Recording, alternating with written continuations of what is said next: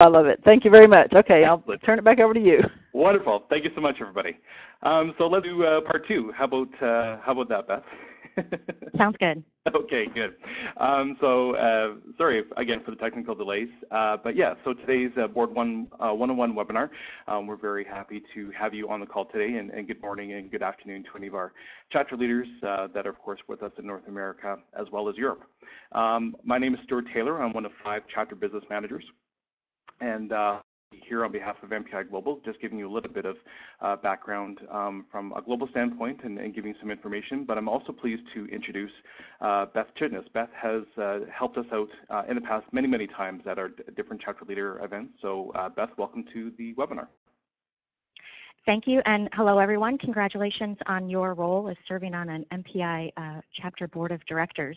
As Stuart mentioned, my name is Beth Chitness. I'm a Vice President Meeting Expectations. We are an association management company based in Atlanta, Georgia, and over the last 10 years I have had the privilege of working as an executive director or association manager for the MPI Georgia chapter and MPI Chicago chapters. And at this point, while I'm not technically in that position anymore, working with another association client at this point, I am happy to still be supporting those teams and as an active volunteer of MPI, and appreciate the opportunity to work with all of you incoming board members and returning board members today on this webinar. So today's objectives, we are going to start with Stuart kicking us off with reviewing the relationship between MPI Global and the chapters and an overview of the resources that are available to you as a board member. I'll dive into the characteristics of a good board, general board responsibilities and legal responsibilities, and then the basics for having your board function at a high level. And then Stuart will take it back to wrap it up for us with tips on being a good leader. And with that, I will turn it over to Stuart to kick this off. Wonderful, thanks. And just one thing as well to keep in mind is that we do have the chat window that's available on the left-hand side. So if you do have any questions along the way that we can answer for you, please don't hesitate in doing so, and we'll definitely answer those as well. This webinar is being recorded, so you will be able to access this webinar on your own after it has been finished, as well as the PowerPoint slide deck will also be available as well on the Chapter Leader Resources page, and we'll definitely make sure that you get copies there as well. So as we're talking about, as Beth mentioned, the first thing to talk about MPI Global and the chapter relationship. So really, there's a lot of great changes that are going to be upcoming very soon with regards to global and chapter relationship and what that looks like. For those of you that are attending the Chapter Business Summit in a couple of weeks in Dallas, you'll be getting a lot of more information as it relates to the changes that we're making and how that relationship is definitely going to be strengthened. The purpose of having that relationship with global and the chapters is that making sure that we're giving you the tools that you need to be successful, and to make sure that if you have any questions or issues that you're having, that we are your main resource to provide you with that feedback and to provide you with solutions to those problems. So one of the things to first keep in mind that has a relationship with MPI Global and the chapter is requirements for chapter charter.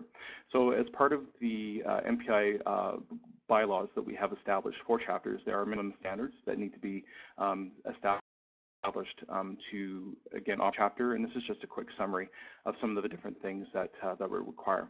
Some of the things here, and we'll go through kind of each one by one, but the first one, of course, is that you'll be having your upcoming chapter retreats coming up between now and the middle of June, and those chapter retreats are your time to kind of help plan for the 2016-17 year.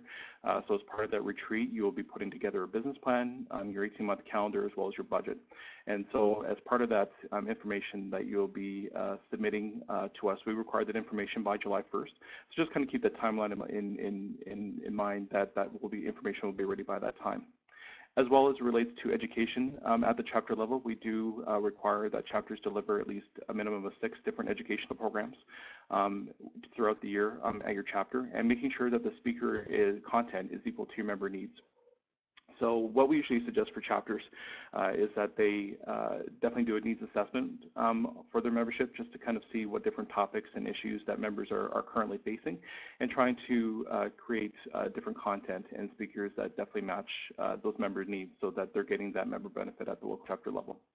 As well as relates to board meetings, of course, your chapter has board meetings throughout the year.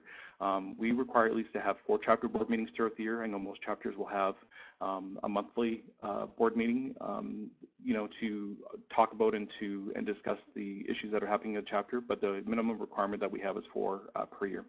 Some other things that are also due, we also have your annual financial report. So our year end, of course, is June 30th, so we operate on a July 1st to June 30th timeframe. So we require a submission of your annual financial report and any applicable tax returns by October 1st. So just kind of keep that in mind as well. As it relates to your board nomination and elections, of course, you would have just recently gone through that process, and there was a new date that information to have the new board slate was submitted due to Global, which was March 1st. So that will definitely be the same date as well moving forward. There's also compliance with logos and brand standards. So we have a lot of information on the Chapter Leader Resources page for you as a chapter to follow as it relates to logos and brand standards. And it really, MPI is a brand, and so our chapters are that same type of brand. So I usually like to compare it very similar to a Starbucks or McDonald's model. So no matter where you go in the world, whatever Starbucks or McDonald's that you go into, they all look exactly the same. They all use the same logo. They all have the same type of things, and so it's the same kind of mentality that we have as well with MPI and using that compliance of logos and brand standards. And we'll talk about that a little bit more as well. And again, there is, if there is an issue with any of these things, that there is a failure to comply, will result in withholding of chapter rebates. So rebates that you receive from your chapter members equals money that you get back from MPI Global. And of course, we don't want you to not receive those rebates. So it's really important to be following these criteria to be the requirement for a minimum chapter. As I mentioned before, with reporting requirements, as we talked about, the chapter slates due March 1st. July 1st, again, all of your annual chapter business documents are due. So again, that's your business plan, 18-month calendar, budget, marketing plan. That's all due to your chapter business manager by July 1st. As well for your metric dashboard. So for those of you who may not be familiar with metrics, these are documents and these are goals that we set for each chapter that you should be reporting monthly as part of the chapter metric dashboard. And we'll do a little screenshot later for the Chapter Leader Resources page if you've never been on that before, because you should all have early access to that as well. We also require copies of your board packets with your minutes monthly, just so that we can keep up to date of what's happening at your local chapter level. And then also, too, we want to make sure that you're supporting any global initiatives. So you may have seen or heard of emails or things coming from your chapter business manager, specifically for WC, coming up in June in Atlantic City. We have a great toolkit that we're looking for chapters to make sure that they are supporting all the different initiatives that are taking place, and there's specifically one for WC that's currently on the Chapter Leader Resources page as well. All right, so some of the other requirements that we are evaluated with you as it relates to our relationship with you as a chapter leader, as a chapter business manager, with you as a chapter leader, is making sure that, again, you're growing your chapter. You're not only maintaining your membership, but you're also trying to grow your chapter growth. And we'll be setting you guidelines of what that monthly retention kind of goal will be, just so that falls in line with our international goals as well, so that we're all on the same page. Again, financial status, we want to make sure that you have again, that you're profitable, that you're not losing money on a monthly basis. We want to make sure that we work with you to make sure that if you are having any financial issues, that we deal with those issues sooner, so that we can come up with solutions for you. We also want to make sure that the educational offerings that you're offering are what your members are looking for. A lot of that will be based on the satisfaction as well. So we'll also be giving you a couple of membership or educational satisfaction questions that we would like you to ask your attendees, just to make sure that we're matching that you're matching what they need for on a monthly educational basis. There's also membership satisfaction. So this has to do with the MPI annual survey that came out in February, and we're going to be sharing those results at Chapter Business Summit in a couple of weeks. And we have some really great positive numbers coming out of the membership satisfaction survey with some growth from last year. So we're very excited to share that information with our chapters. As well, volunteer engagement. So how many of your members are engaging at the local chapter level, because the really big thing, of course, of volunteer engagement is once they become engaged, then of course it helps with succession planning. That helps to kind of keep that pipeline full of those future chapter leaders to keep your chapter successful moving forward, definitely in the future. And then really, do you have a succession plan? Some chapters that are a little bit smaller have a little bit tougher time with volunteers versus the larger chapters, but just making sure that you're making those wise decisions to make sure that you have the right people in the right places as it relates to succession planning. So as I mentioned with chapter metrics as well, you see here that there will be a couple of minor changes to the chapter metrics program, again, which we will introduce at Chapter Business Summit. Again, membership retention, really focusing on the satisfaction of your educational programs and the benefits that your members are getting at the local chapter level, as well as the member satisfaction on a global level as well, how they're feeling with their MPI Global membership. And then also to membership growth. So how are you growing your members in your chapter? How are you engaging the members in your chapter to help increase your volunteer engagement? And what are you doing financially to make sure that you have a successful chapter and a successful year? All right, the next thing I just wanted to quickly talk about and follow up on are the resources that are available to you. So of course, us here as your chapter business manager. So I'm one of 5 chapter business managers here in North America, as well as we have 4 here in North America and 1 in Europe. So you would have received a welcome email from us a couple of weeks ago just introducing ourselves and our role. But we are really here to make sure that we're here to support your success. We are your resource and link to make sure that you are, again, making sure that you're following the items in your business plan, making sure that you have a healthy financial performance, making sure that, again, that brand integrity is the same, as it's coming from MPI Global as well at the chapter level, and really just the day-to-day kind of chapter management and performance options and roles and responsibilities, and making sure that we're here as your support as well. And that if you're having any issues, that we want to make sure that you're focused on those solutions. And we're, again, here to support that and here to work on those solutions with you. And again, we are a resource and link to other chapters as well. On average, all of the chapter business managers have about 13 different chapters that we take a look at, that we manage. And so it's really important that if you have any questions or ideas of maybe other things that other chapters have found successful, definitely reach out to your chapter business manager to let us know what you're looking to do, or if you're looking for resources from other chapters, because not only do we have, of course, access to our other chapters in our own network, but of course we have the other chapter business managers that we can call on to get those resources that you may be looking for. So again, make sure that you're always keeping us in mind and keeping us in the loop of what's happening at the chapter level, and kind of thinking us as an extension of your board to support your success. As I mentioned earlier, of course, we have the Chapter Leader Resources page. And for those of you who are new to the board, this is a new platform that you may have probably not have experience to use before. We gave everybody early access to the Chapter Leader Resources page, so everybody should have access to this page now. So when you log into your profile on the MPI Global website, on the left-hand side, and I'm just going to use my pencil here, you'll see a link here that says Chapter Leader Resources. So if you haven't logged into your profile in a while, I would definitely suggest you doing that, just to, again, make sure that you have this link to the Chapter Leader Resources. And if you're somebody like me who is always logged into the MPI Global website and you don't see the access for the Chapter Leader Resources, if you just want to refresh the website, you should be able to see that link pop up. And then if you don't, for some reason, have that link available, make sure you just reach out to your chapter business manager and we can follow up to make sure that you get this link. But really, this is a library of information that you need to be successful. So as you see here, there's information that's broken down in categories with membership, education, marketing, communications, office of the president, et cetera. So anything that you need. So for example, with membership, there are reports in there to so that you know who are your current members in your chapter, who are your new members, or who are members that have canceled, et cetera. So make sure that you're in this area and take a look at the different documents. There's quite a lot of different documents that are here to help to support your success. So make sure that you go in here on a consistent basis because we're always updating it. We're always adding information to help you through that. As I mentioned with regards to WC coming up with a toolkit, you would find that in the marketing and communications area.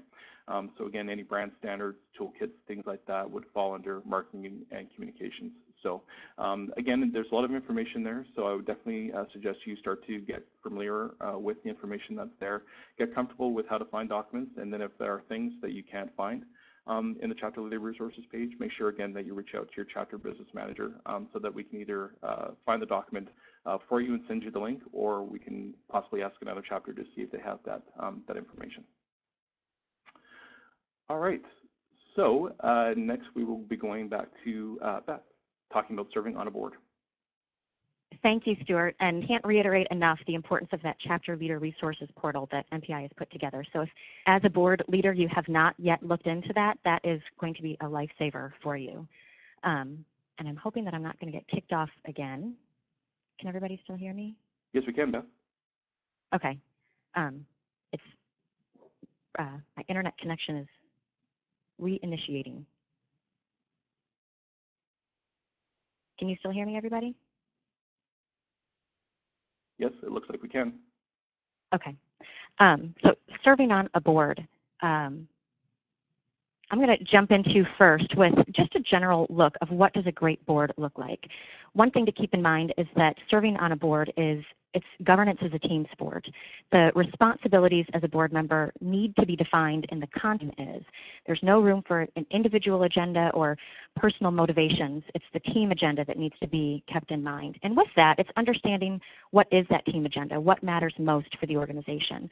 So know what your vision, your mission, and the values are for the organization.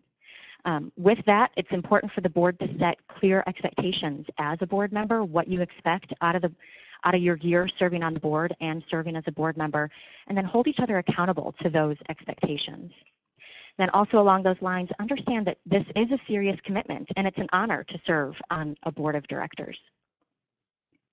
Beyond that, serving as a board member for an MPI chapter, we are servant leaders. We put the needs of the membership and the organization first. A few other characteristics for understanding and working towards that common goal, making sure that the entire board is aware of the direction that the group is going in. And then also be willing and open to assess the performance of the board. How is the board doing? How are you working together? And also yourself as a board member. Additionally, great boards are aware of what their fiduciary obligations are, and they are taking everything they can to make sure that you're meeting those needs, saving the time, the talent, understanding what those volunteers' resources are that are available to you. From a high-level overview for general board responsibilities, these bullet points here are going to be key for you to be able to understand as a board member, and I encourage you to discuss this list with your fellow board members. Make sure that everybody is in agreement and understands what's happening when you serve on a board. Some important things to highlight here, managing and protecting the organization's resources. That is a huge responsibility as a board member, making sure that you're taking care of not just the money of the organization, but of your volunteers and the time and the attention of your members. Two other things that stand out on this list. As a board member, it's important to disclose conflicts of interest and maintain things that are confidential. We'll talk more about these later on, but these are two key factors on a list of board responsibilities. Another one that to me is one of the most important and one of my favorites is as a board member, you need to be informed, be engaged, and be present. Again, it's an honor to serve on the board. You've been chosen into this position and elected by the membership to serve in this role. So make sure that you are aware of what's happening and you are attending those board meetings and being present. And then another one to highlight is an important role is to determine and monitor what the programs and services are, keeping the big picture in mind and what the overall focus is for the board. Moving on to the board structure and what the roles are for the different positions and how they play into the operations of the chapter. Your president, past president, president-elect, some of the chapters consider this the office of the president, but really working as a team to help advance the mission of the organization.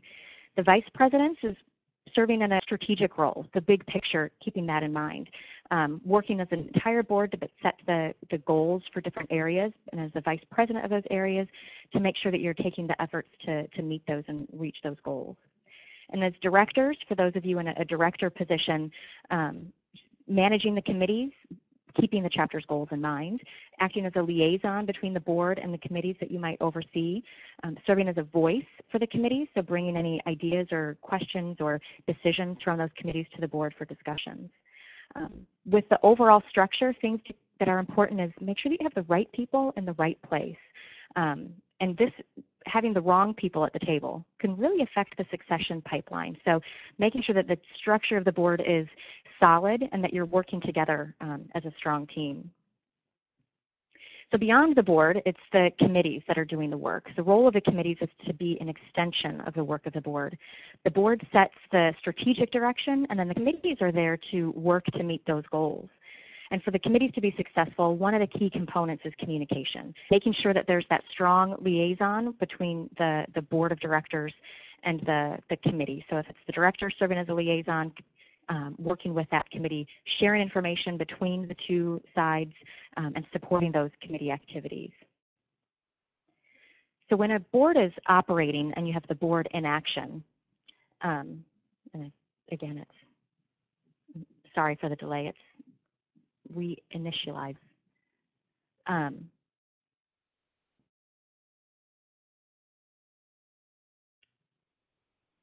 assistant presenter again.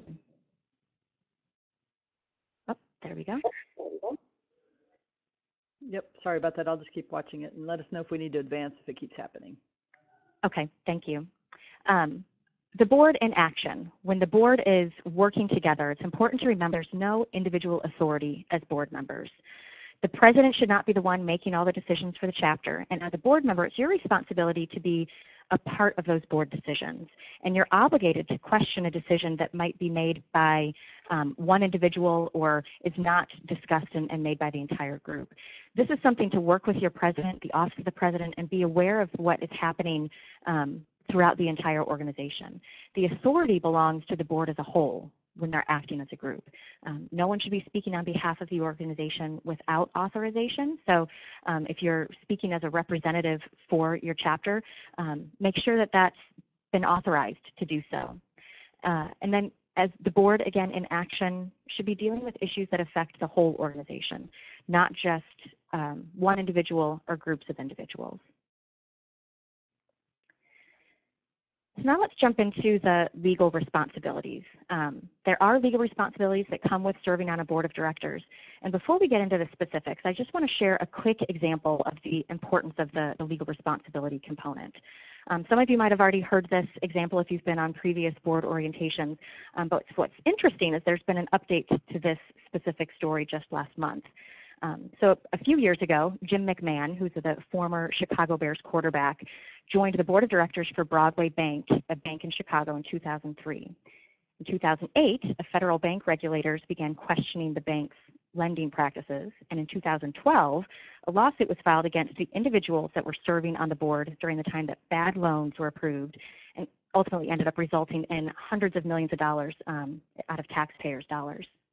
So Jim McMahon, the former Chicago Bears quarterback, was a director on the board during a time when one of their major loans questioned, and over a span of 17 votes by this board, they approved a loan totaling $28 million for a construction project. And Jim McMahon only voted to approve one of those 17 bad loans. He was on the board during the time. He wasn't present at a lot of those board meetings when the decisions were made. Because he was on the board, he was held liable for these decisions made by the board. And even though he wasn't present at some of them, or might not have even voted in favor of those decisions, he was held liable along with other board members. And it was just last month that this case was finally settled for $5 million. And it has not been disclosed who had to pay that settlement. But what's interesting is in 2003, between 2003 and 2008, decisions were made as he served on this board of directors. And it was 8 years later when litigation finally ended. And I'm not sharing this to scare anyone. And really, serving on an MPI chapter board of directors, we're not making decisions that could ultimately cost taxpayers hundreds of millions of dollars. And so while this is an extreme example, it really highlights the importance of the legal responsibilities of serving on a board and the steps that you can take to protect yourself as a board member. And so hopefully I haven't lost anybody with an extreme example there, but there are 3 legal duties of service when you serve on a board. It's the board that has the ultimate responsibility for the overall performance of the organization. And as a board member, you can and should be delegating the work of the organization to volunteers or to staff, but you can't delegate your responsibility for that work. So as a board member, you have 3 fundamental legal duties. The first one being the duty of care. And this one talks about the yourself as an individual and how you handle yourself serving on the board. This one really relates to protecting the confidential information, being responsible to the entire membership, and being informed. Again, going back to, you need to be present and aware of what's happening. This duty requires the director to use good judgment and reasonable care when making decisions. And what's really important about this one is that it extends beyond your term of service. So say you serve on the board for 1 or 2 years, and during that time there is a discussion and the board agrees that it's a confidential matter. After you step off of the board a year or 2 later, the discussion is still confidential. So that duty still attaches to you as a board member.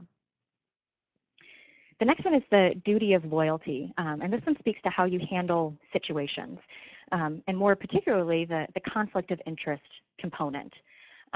So as you're serving as a board member, the conflict of interest component is what protects you from discussions. You need to step out of discussions and disclose those conflicts of interest. You need to do what's in the best interest of the organization, regardless of the impact of other things to which you might be loyal. And Marge, I'm going to ask if you can make me a presenter again or advance the slide for me. So the third duty is the duty of obedience, and this one speaks to how the group as a whole operates. You have a seat at the table. It's your obligation to the board and to the membership to speak up. As a board member, you need to engage in that dialogue. You can disagree with discussions and how things are, but what's really important about this one is at the end, after a discussion, the board, as board members, you need to speak with one voice.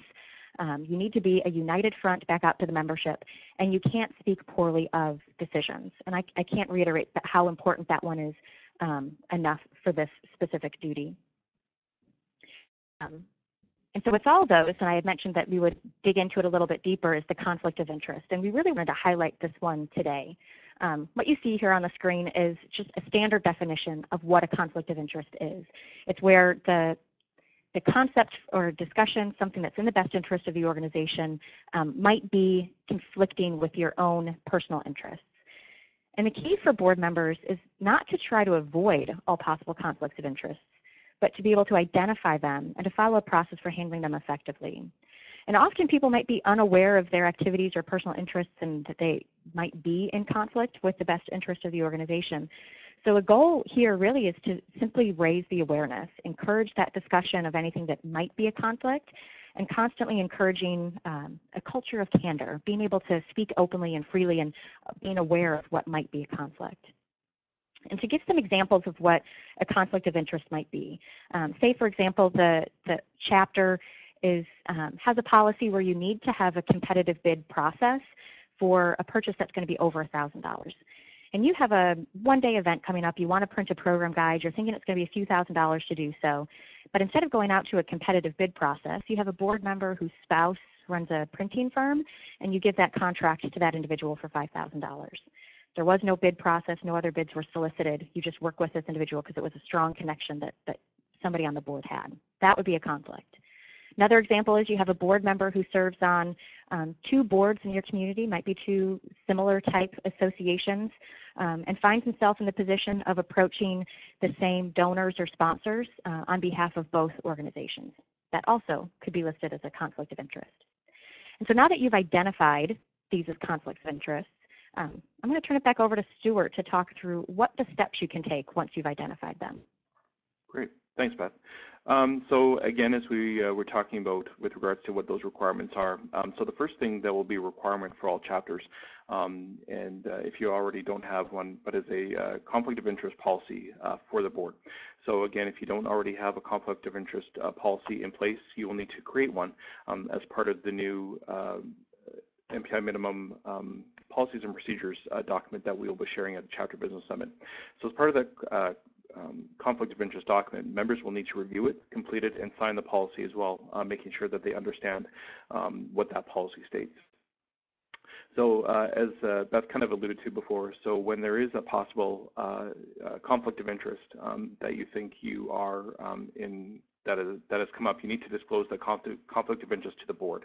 And then it's the board that decides, first of all, if it is a conflict of interest and which action to take. And so you can see here for the options after that disclosure of the conflict of interest, to first, again, making sure that you're being excused from that discussion, as well as that deliberation, as well as that decision.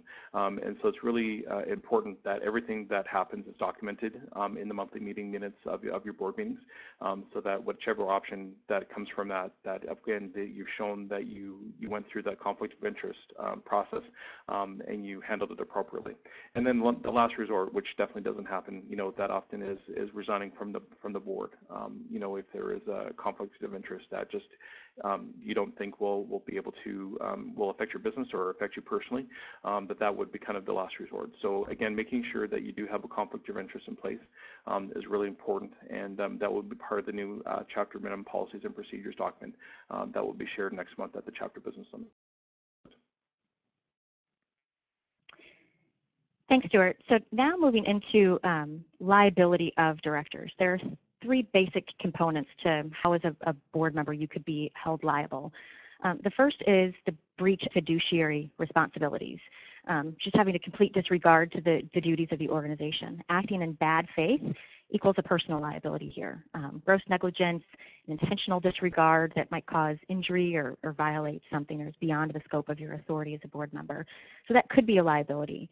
Another example is a third-party claim. The chapter could be accused of plagiarizing an article in your newsletter, or someone might get hurt at a chapter event. Those would be examples of that third-party claim. The other one would be a statutory liability. So an example here could be you have a scholarship process and there's an individual that claims there was discrimination in the process for selecting the winners of those scholarships, the recipients of those scholarships. So those are some examples of the liability of serving as being a director. But don't worry, there are ways that you can minimize that risk. Stuart, I'm going to ask your help again to advance the slide. Sure. Thank you.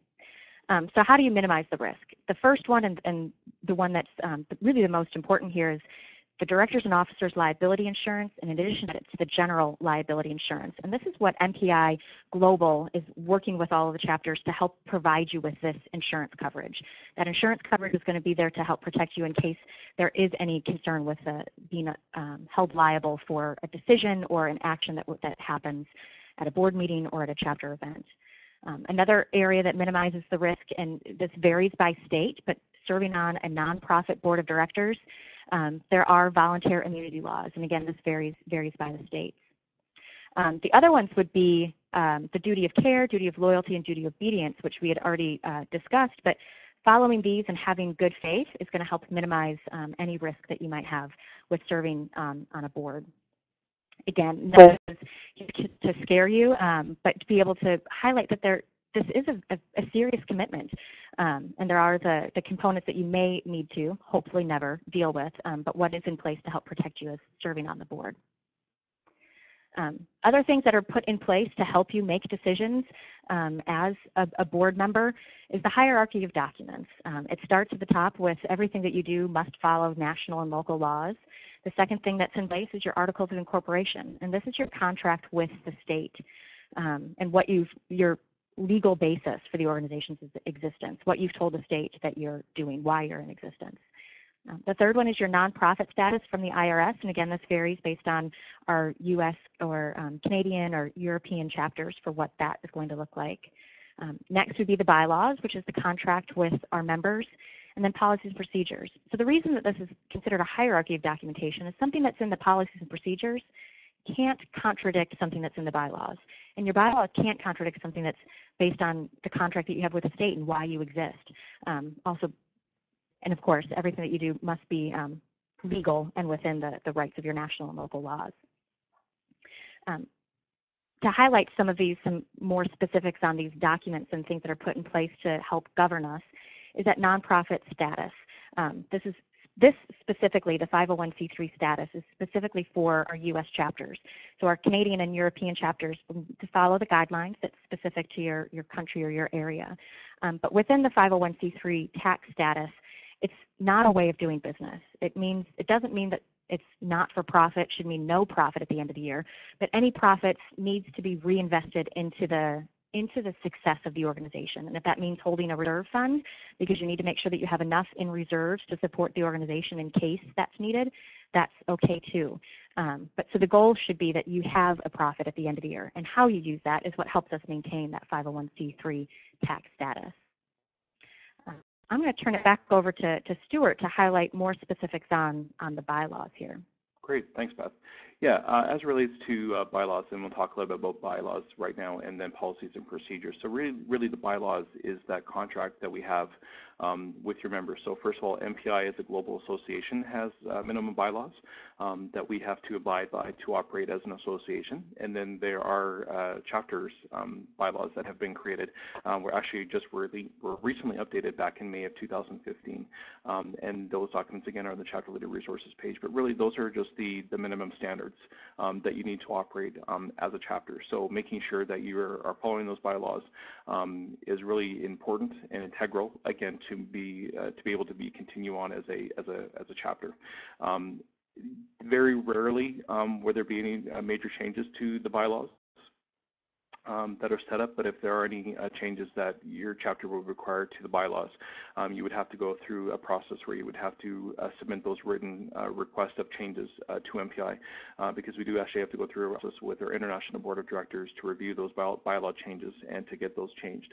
And then it has to be as well approved by the chapter membership. So not only your membership, but also the overall chapter membership. So really the bylaws, again, are those governing documents that really don't change that often. Those are the structures that are kept in place to really help that operational framework of the association. Chapters, policies, and procedures are a little bit different. So again, these are the parameters that you set for that day-to-day decision making at your chapter. So whether that be how much that you charge for a monthly program, what the process that you follow for sponsorship, those types of things. Those policies are set by the board of directors. And just know that there will be actually a new policy manual that will be introduced to the chapter leaders at the Chapter Business Summit in a couple of weeks. So we're just asking chapters just to remind themselves to make sure that their policies are currently up to date, so that when they do come to Chapter Business Summit and they receive the new policy manual, that it will be an easy transition to connect both into there as well. But again, as I mentioned before, with the procedures of your chapter policies, again, those are the step-by-step processes, how to accomplish those tasks in your organization. And it's not only, of course, for the execution of the volunteers, but again, chapter administrator as well. The chapter administrator should also be following the same policies and procedures that have been set aside for the volunteers. As I've mentioned, again, with the policies and procedures with the new document being introduced in a couple of weeks, it's also always good to do an annual review of those policies and procedures just to make sure that it's accurate and up to date, and then it's relevant if you've made any changes to your chapter throughout the year, and how you've, if you made any changes in how that'll affect your chapter operations in the future, it's really important, again, to ensure that it's accurate on a yearly basis to make sure that that annual review is done. And usually that task is usually taken on by the immediate past president. That's one of their roles as immediate past president, is to review the policies and procedures to make sure that it's accurate. And then if there are changes that need to be made to the policies and procedures document, that should be presented to the board as a written motion. So I would usually suggest that unless there is a really important policy that you need to implement right away to cover the chapter in any way, definitely I would bring that to the board as soon as possible at the next board meeting. But if they're just really general changes to the policies and procedures manual, typically, it makes sense just to make it as one large change with all of the different motions at all the same time, just so that you're not doing, motions at every monthly meeting every time that we want to change the policies and procedures manual. But again, check with your Office of the President just to kind of see what processes that you do have in place for your chapter, because again, each chapter does it a little bit differently, and we just want to make sure that you're aware of what that means and how that will affect it. All right. Thank you, Stuart. Back to you. You're welcome.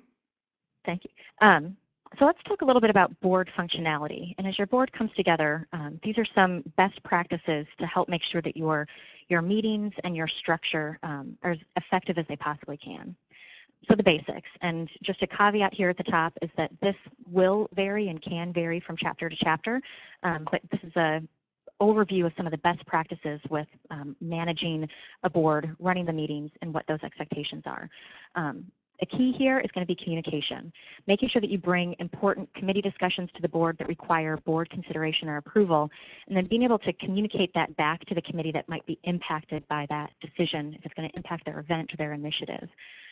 Committees should be submitting monthly reports so that the board can be aware of the activities that are happening. And as the liaison to those committees, it's your responsibility to make sure that they are submitted and that the information is accurate. Before a board meeting, all of this information, including monthly financial reports and any other additional documentation that is standard for your chapter, should be sent out in advance of the meeting. And as a board member, make sure that you're prepared. Review that information that is sent out in advance. The first time you see it shouldn't be when you're sitting down in that board meeting. Beyond the board meeting, make sure that you are familiar with the chapter's budget, and not just the area that you might oversee in your specific role on the board. Yes, it is important to be very clear with what is in the budget for that, but make sure that you know what the big picture of that budget looks like. And beyond that, be familiar with what are the processes that you have in place for sponsorship, for marketing, for education and membership. You don't need to be an expert in it, but you need to be aware of what those processes are. And if you have questions on those, it's going to be your Office of the President or any other board member that can really assist you with understanding those concepts there. When you get into a board meeting, a best practice here is using a consent agenda. The purpose of this is to maximize board and committee meeting effectiveness. It's a way to be able to batch the items that are business as usual items. So for example, it's your meeting agenda, previous meeting minutes, committee or board reports, monthly financial reports into one motion. And so the motion would be, is there a motion to approve the consent agenda? So moved. Is there a second? Second. Is there discussion? And this is the opportunity to say, if you had a question about something that was in any of those items, if you have something that needs to be changed, or you want to discuss anything that was submitted in those reports that are in that consent agenda, to speak up then and say that I have a question about, for example, the Education Committee. You can say that, pull that report from the consent agenda. Discussion at that time does not need to happen, but that report would come out. And then the board can continue with approving the other items that were in that consent agenda, again with one motion. If you are serving on a board or your board operates where you would be having different motions to approve each of these different items or discussing each of these different items, this is a way to wrap it all up into one motion. And again, pulling out the information that does need discussion, and I suggest saving that for the end so that you can save that for later. The answer might be provided during a report that's already on the agenda, but you don't need to spend time on it right at the beginning. Another component of your meetings are the meeting minutes, and this is required for every board meeting, every executive committee meeting. They should not be a record of who said what. It should not be a statement of everybody, like it's not a transcript meetings. The minutes are supposed to be a record of what was considered, the discussion items, and what was accomplished, what was that decision at the end. It's not meant to be a service for those that were not at the board meeting. It should not be used to let a board member who was not in attendance to recap everything that happened in the meeting. It's meant to be serving as that historical reference so that you can go back if you were at that board meeting and have a clear understanding of what decisions were made and what the outcomes were. So again, if your meeting minutes are reading more as a transcript, take a look at that and reconsider how you're doing your meeting minutes. Going back to that Jim McMahon case, I guarantee all of those meeting minutes from those board meetings was pulled into litigation. And so again, we're not in that type of extreme example here, but just be aware that that could be used in the future for the organization. Another way to operate your business board meetings is using parliamentary procedure. And this is just a set of rules for conduct at meetings, and it's a way to make sure that everyone is heard and to make decisions without confusion. Robert's Rules of Orders is what most of our chapters are using right now. With this, one matter is considered at a time. Motions are seconded, discussed, and voted on, and they can be amended. It can be this Robert's Rules of Order as a concept can be adapted to fit the needs of any organization, and I guarantee most of our chapters are using sort of a Cliff's Notes version of this, but the basic rules still apply, where you have the matter at hand that's being discussed, and then a decision is made, and it might be to table that motion for future information to be provided, or a decision on an action is made as well. But that way, at least everyone knows what the discussion item is. It can be documented in the minutes what that decision was, and it's just a structured way to run your meetings. That hyperlink there will take you, if you need more information on how to conduct a meeting using Robert's Rules of Orders, that's a great resource to be able to reference. And speaking more specifically on the motions, this is where it's really important as a board to understand these concepts. The motion belongs to the whole board. So say, for example, Susie makes a motion to approve a venue for an upcoming event. That motion is then the board's motion. The decision that is made is then the decision of the board. It's not the decision for Susie's motion. It was the decision of the board that, yes, we will go with that venue. Board members are responsible for the board decisions, even if you are not at that board meeting or if you voted in disagreement against it. In the end, the overall board is responsible for it. Speak up if you have a question. The time to ask those is during the discussion component. And if you present the motion and it does not go in the way that you were hoping or that you were wanting it to go, in the end, you still need to speak with one voice on the decision of the board. And if you need to go back to a committee to explain that decision or explain what the end result was, make sure that you're comfortable with that and use the time in the board meeting if you have questions or need some clarification or suggestions on how to go back if needed. Abstention with this is not participating in the vote. There are different views on this and a little bit more detailed in this motions and action. If you're abstaining, it really should be reserved for you've identified that there's a conflict of interest and the board has decided that you should not be part of that discussion. So you're abstaining from vote. And again, it would be documented in the minutes that you've stepped out or you've not participated in that.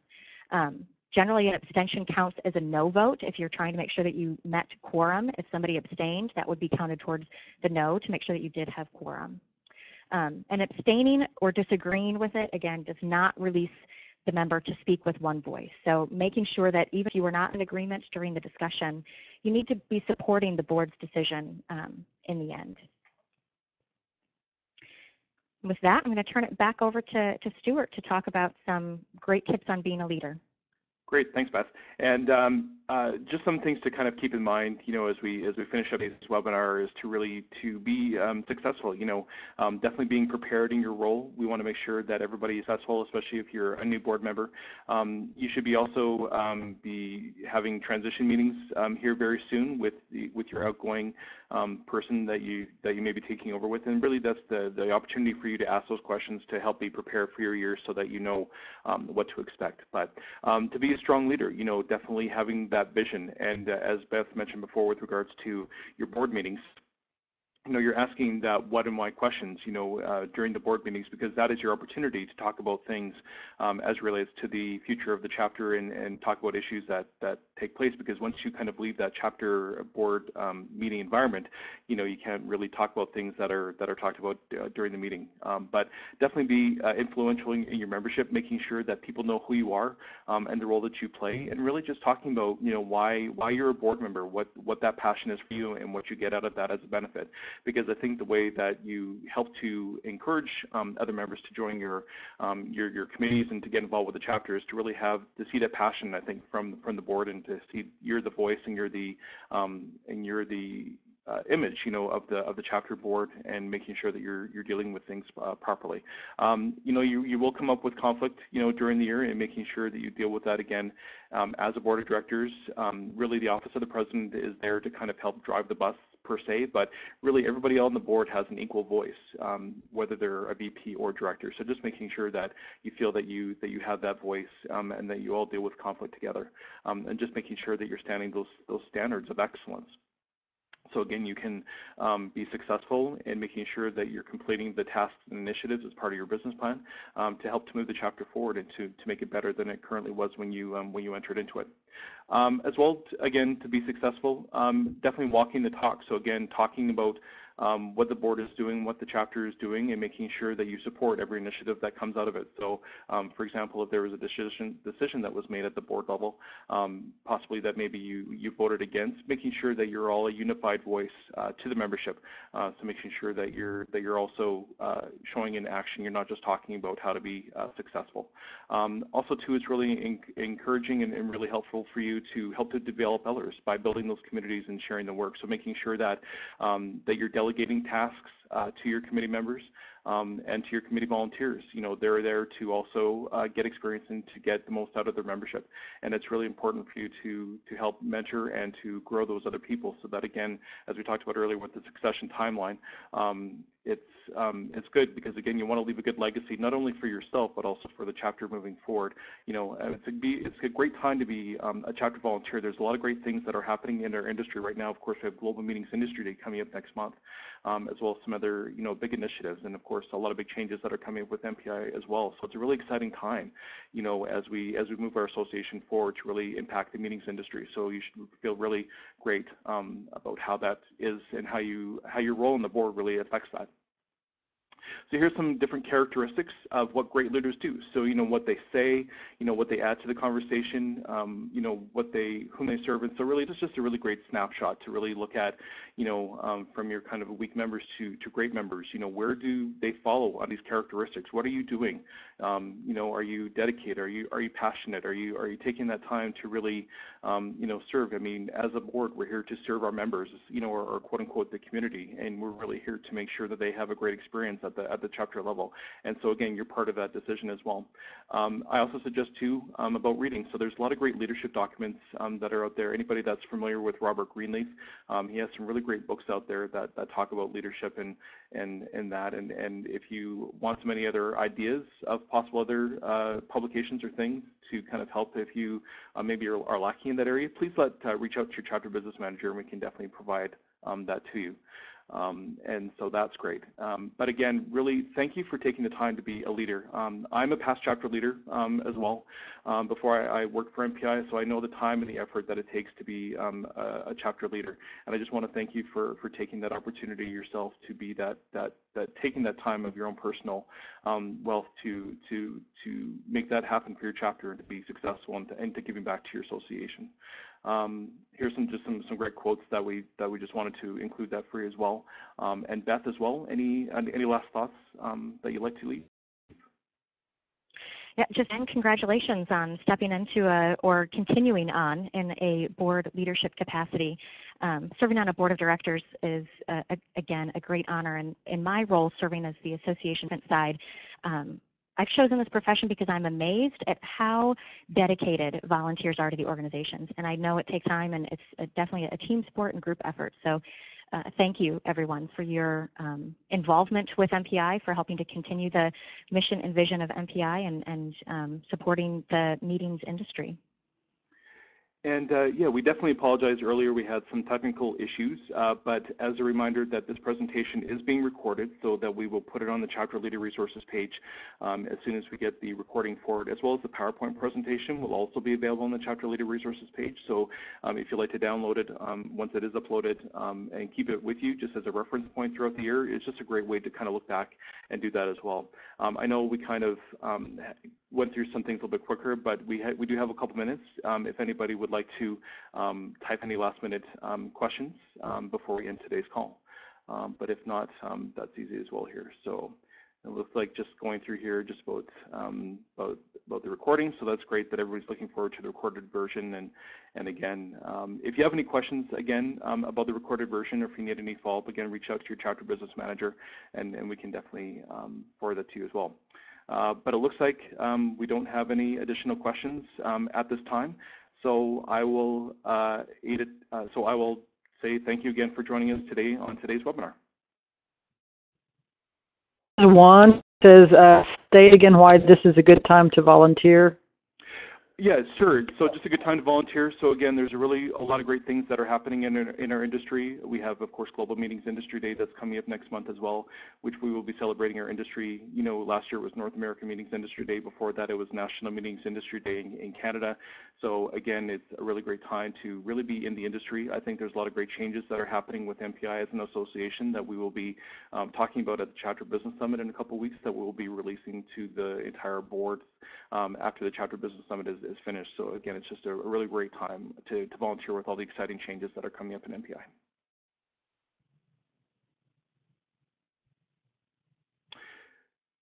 Say more about in Dallas. So if you've never heard of Chapter Business Summit, so this is an event that we do in Dallas in a couple of weeks.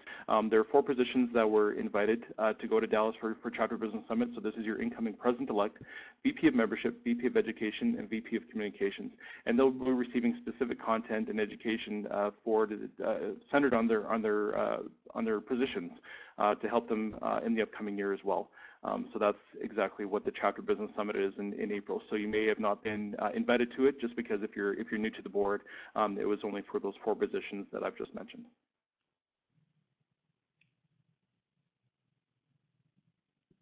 You're welcome.